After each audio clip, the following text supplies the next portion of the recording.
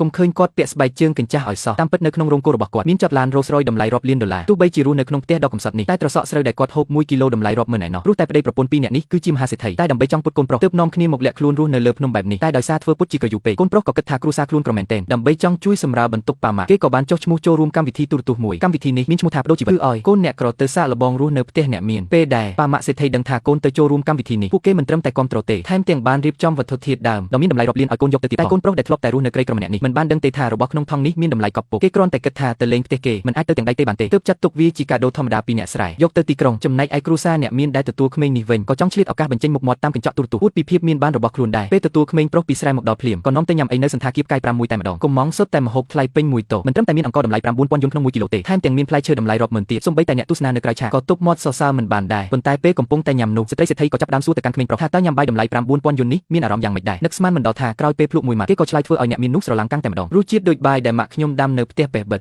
ញ៉ាំទៅនៅផ្ទះដល់ហើយសៀវយានពិតជាចេះនិយាយមែនតែអង្ករនេះច្បាស់ជាមិនដូចនៅផ្ទះក្មួយទេមែនអត់គឺដូចគ្នាទាំងស្រុងតែម្ដងថាម៉េចផ្ទះឯងក៏ហូបអង្ករបែបនេះដែរហ៎បាត់ស្អីគេនេះគឺអង្ករជាងយ៉ាងណា1គីឡូតម្លៃ 70,000 យន់ផ្ទះឯងមានលុយទិញហូបដែរអី 70,000 យន់ត្រូវហើយឥឡូវនៅហ៊ានប្រកែកថាផ្ទះឯងហូបអង្ករបែបនេះទៀតទេខ្ញុំនិយាយមែនវាពិតជាដូចគ្នាណាស់ឯងកុំមកអួតផ្ដេសផ្ដាសផ្ទះឯងក្រហេមរហាម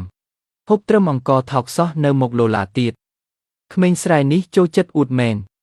ហ៊ានអួតថាធ្លាប់ហូបអង្ករតម្លៃរាប់ម៉ឺនទៀតកុំអួតអីក្មេងនេះមុខក្រាស់ណាស់អួតដល់ថ្នាក់នឹងហើយនៅធ្វើធម្មតាទៀតពិតជាខ្លាំងមែននៅតែអ្នកម៉ាក់លីល្អជាងយកអង្ករថ្លៃមកទទួលភ្ញៀវបែបនេះពិតជាម៉ាក់ក្នុងក្តីស្រមៃខ្ញុំមែនសៀវយាននិយាយស្ដីត្រូវតែស្មោះត្រង់កុំអួតផ្ដេសផ្ដាសមីងមិនសប្បាយចិត្តទេខ្ញុំមិនបានអួតទេឯងនៅហ៊ានប្រកែកទៀតមើលនិយាយបែបនេះសំទេហាអាពូចោះសេក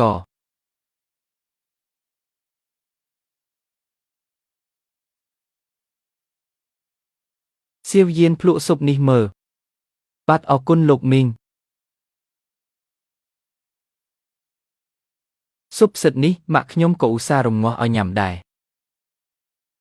ផ្សិតស្អីគេនេះគេហៅថាផ្សិតសុងរង1គីឡូ 74,000 យន់ឯណោះក្មេងស្រែដូចឯងស្គាល់ដែរអី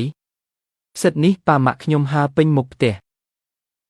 អួតឡើងសមមុខក្រាស់ស៊ុយក៏ហប់មិនខ្មាស់គេឲ្យតែរបស់ថ្លៃគឺវាអួតថាផ្ទះវាមានទាំងអស់ពិតជាអួតមិនចេះខ្មាស់មែនផ្ទះវាបើមានលុយហូបរបស់អស់នេះមែនវាមកធ្វើអីនៅទីនេះមើលកែវភ្នែកវាចុះធ្វើដូចគ្មានកំហុសនិយាយក៏ហកសមដូចរឿងពិតឯងប្រាប់ថាផ្សិតនេះផ្ទះឯងហាពេញទីធ្លាបាទពួកយើងហូបមិនទាន់ទេប៉ាម៉ាក់ខ្ញុំនៅចែកឲ្យអ្នកចិត្តខាងទៀតផងឯងមកទីនេះដើម្បីចូលរួមកម្មវិធីបដូរជីវិតមិនមែនឲ្យឯងមកអួតនៅទីនេះទេខ្ញុំមិនបានអួតទេផ្ទះខ្ញុំពិតជាមានមែនមក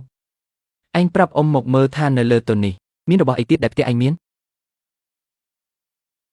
ត្រសក់ស្រូវនេះផ្ទះខ្ញុំក៏មានដែរខ្ញុំចិត្តឲ្យញ៉ាំរាល់ថ្ងៃត្រសក់ស្រូវស្អីគេនេះគេហៅថាស៊ីចាំងមីកណាមួយផ្លែ 80,000 យន់ឯណោះឯងហ៊ានថាផ្ទះឯងមាន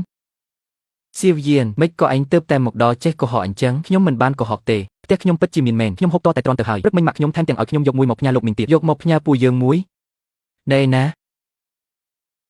គឺផ្លែត្រសក់នោះដាក់មិនចូលទើបប៉ាម៉ាក់រៀបចំវត្ថុធាតុដើមផ្សេងមួយថង់ធំយកមកផ្ញើអ្នកមីងលោកពូជំនួសវិញអ្នកក្រុងគេប្រហែលជាមើលមិនចូលភ្នែកទេថង់អេវ៉ាន់ខ្ញុំនៅឯណាខ្ញុំមើលទៅឯងភូតលេងចេញហើយអ្នកណាថាដាក់មិនចូលហេតុអីដាក់មិនចូលខ្ញុំមើលទៅឯងអួតលេងចេញទៅត្រូវឈប់សម្ដែងទៅក្មួយសៀវយានធ្វើមនុស្សទោះជាក៏ត្រូវមានភាពស្មោះត្រង់ដែរខ្ញុំមិនបានកុហកទេរឿងដែលខ្ញុំនិយាយគឺជាការពិតទាំងអស់ហាលើកនេះឯងស្លាប់ដោយសារសម្ដីខ្លួនឯងហើយពិតជាអស្ចារ្យមែនវើយអួតមិនព្រមមើលកាលៈទេសៈកម្មវិធីនេះរកក្មេងនេះមកពីណាសាច់រឿងលើកនេះល្អមើលណាស់មានឆ្លោះគ្នាមានរឿងរ៉ូវគួរឲ្យចាប់អារម្មណ៍ណាស់តាំងពីបានចាក់ថ្នាំ3ម្ជុលមកខួរក្បាលខ្ញុំចូលចិត្តមើលតែរឿងបែបនេះឯងបើសិនជាអត់បញ្ចេញឲ្យឃើញច្បាស់ទេគឺខ្ញុំមិនមើលទេដល់កម្រិតនេះទៅហើយខ្ញុំត្រូវតែមើលឲ្យដឹងស្ខ្មៅខ្ញុំបានយករបស់ល្អជាច្រើនមកផ្ញើអ្នកមីងលោកពូបើមិនជឿមើលទៅមិនគួរឲ្យជឿសោះហ៊ានចោទថាកូនយើងកុហកផងកុំអើខឹងអីមិនខឹងមិនបានចាំកូនយើងយកវត្ថុធាតុដើមដែលឲ្យយកទៅនោះយកចេញមកបង្ហាញសិនទៅពេលនោះពួកគេនឹងបើកភ្នែកធំមិនខានទាំងនោះសុទ្ធតែជារបស់កំរណាស់ណា